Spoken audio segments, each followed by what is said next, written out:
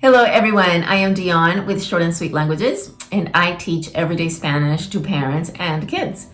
So today's phrase has to do with food because we are stuck at home during this quarantine and we may or may not be eating too much, and those around us as well.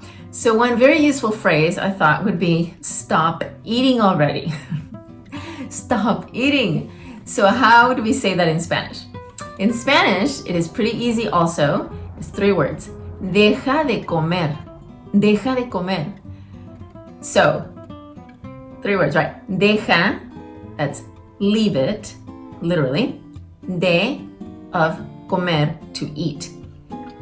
Leave the eating is kind of like saying leave the eating alone. So, deja de comer. Deja de comer. So, probably more practical, it's probably what is said the most. You add one more word, ya.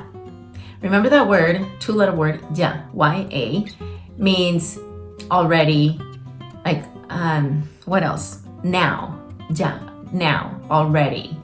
So if you add it at the beginning, ya deja de comer. Ya deja de comer. Stop eating already. Ya deja de comer. This is actually a pretty fun phrase.